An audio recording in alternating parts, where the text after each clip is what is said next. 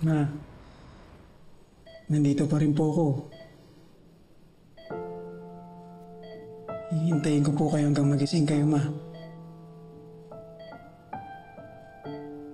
Alam niyo, Ma, ang dami ko po naiisip na pupuntahan natin. Tuturuan pa nga po kita mag-swim, di ba? Tapos, Ma, sasama rin po kayo sa mga laban ko. Lalo na po sa ibang bansa, di ba?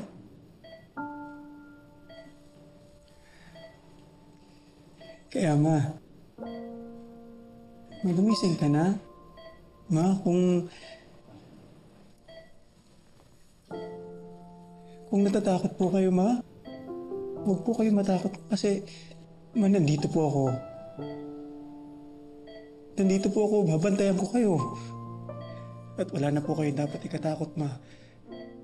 Kasi nahuli na po yung taong may gawa nito sa'yo. Mabubulok po ang Shelo na yun sa kulungan, Ma. Ma? Ma? Nurse! Nurse, gising na ang mama ko! Gumalaw ang kamay niya! Nurse! Nurse, gising na ang mama ko!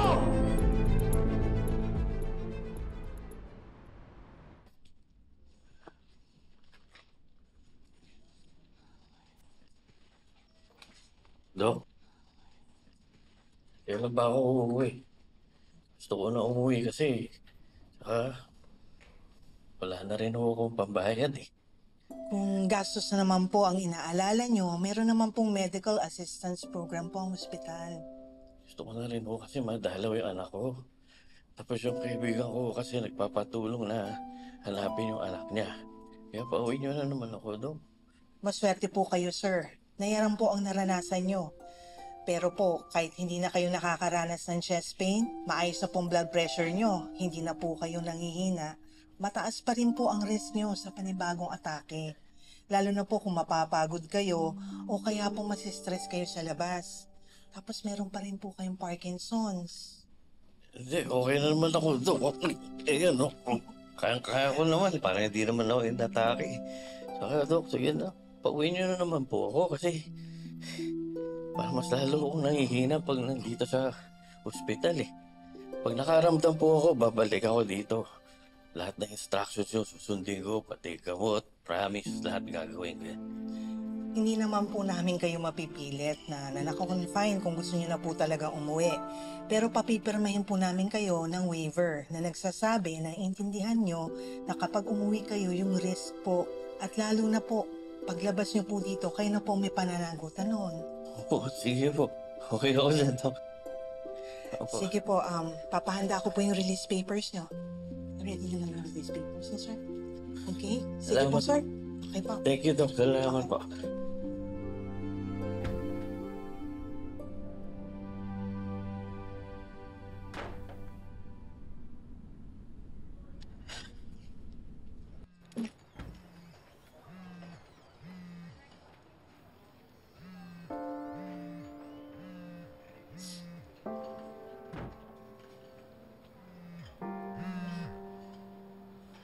Hello?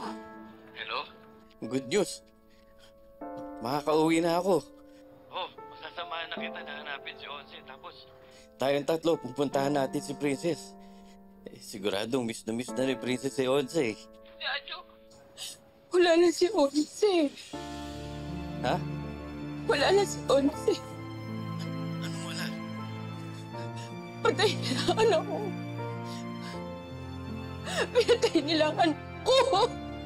Ano yun?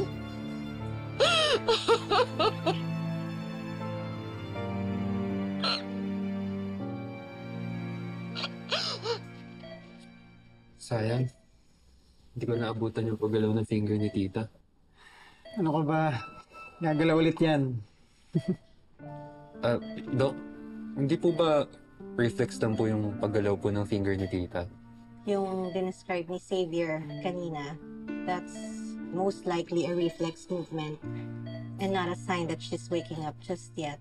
You know, sometimes the nervous system sends out signals to the muscles, even when the brain is unconscious. Pero Dok, okay pa rin po yun, di ba? Kasi ibig sabihin lumalaban po si Mama. Well, ang coma ay complicated, Xavier. May mga pasyente na may reflexes pero matagal pa rin silang hindi nagigising sa loob ng matagal na panahon. Pero meron din namang walang galaw pero biglang bumubuti yung lagay nila. Ang importante sa ngayon ay hindi lumala ang kondisyon ng mama mo. Kailangan nating maghintay at magdasal. Okay po, Dok. Pero Dok, malay po natin yung maliit na reflex na yun.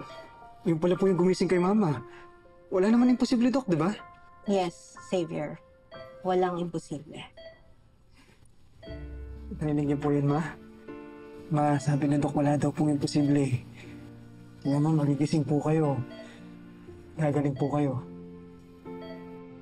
Pero, Doc, di ba kailangan umuwi muna nitong kasama ko? Hindi pa to naliligo eh. Baho muna. Ay, nako. Maiwan ko muna kayo.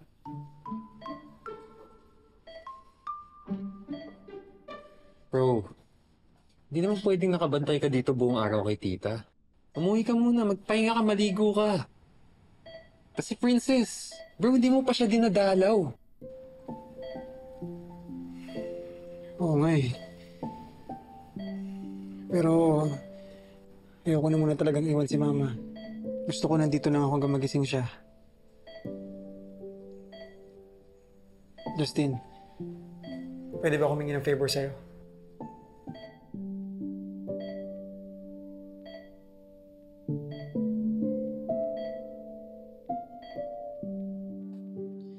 Ang tagal mamatay ng Gailani na yun. Dapat tinagtad ko na lang eh. Pero parang patay na rin naman yung comatose cause hindi na siguro magsusurvive yung si Lailani. Talaga? Eh, yung kakilala mo dun sa ospital, ano sabi? Yung janitor na nakilala natin nung huling punta, tatawagan daw niya ako pagdating niya sa ospital.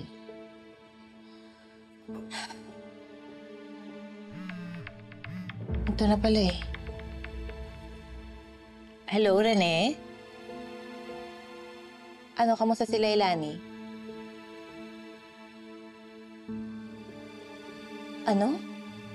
Bakit? Gumalaw daw si Lailani. Ha?